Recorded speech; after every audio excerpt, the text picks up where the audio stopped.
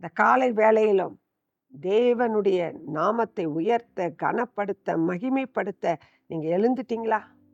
கர்த்தர் இந்த காலை வேளையில் என் மகனே, என் மகளே, உன் கவலைகள், உன் காரியங்கள்ல வருகிற தடைகள், தீய ஜனங்கள்னால் வருகிற பிரச்சனைகள், போராட்டங்கள் உங்கள் வாழ்க்கையில பெருகி வந்துகிட்டே இருக்குல்ல?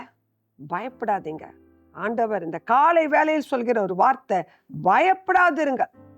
உங்களுக்கு இன்னைக்கு தேவனுடைய வார்த்தை என்ன தெரியுமா? 2 ராஜாக்கள் 6வது அதிகாரம் 16வது வசனம். அதற்கு அவன், பயப்படாதே, அவர்களோடு இருக்கிறவர்களை பார்க்கிலும் நம்மோடு இருக்கிறவர்கள் அதிகம் என்றார். கர்த்தர் நமக்காக யுத்தம் செய்வார். கர்த்தர் நமக்காக யுத்தம் செய்வார். அப்போ தேவன் நம்மோடு இருக்கிறபடியால் இந்த உலகத்தில் இருக்கிற ஜனங்கள் வருகிற பிரச்சனைகளை காட்டிலும் நம்மோடு இருக்கிற கர்த்தர் பெரியவரா இருக்கிறபடியால் கர்த்தர் பெரிய காரியங்களை இந்த காலை வேளையில் உங்க வாழ்க்கையில செய்வார். எத்தனை பேர் வந்தாலும், உங்க பக்கத்தில் 1000 பேர், உங்க வலது புறத்தில் 10,000 பேர் விழுந்தாலும் அது உங்களை அணுகாது. உங்க இருதயம் கலங்காது இருப்பதாக மகிழ்ந்து களி கூறுங்க. தேவனை துதித்து இந்த காரியங்களை செய்ய ஆரம்பிங்க. கர்த்தர் உங்களை ஆசீர்வதிப்பாராக.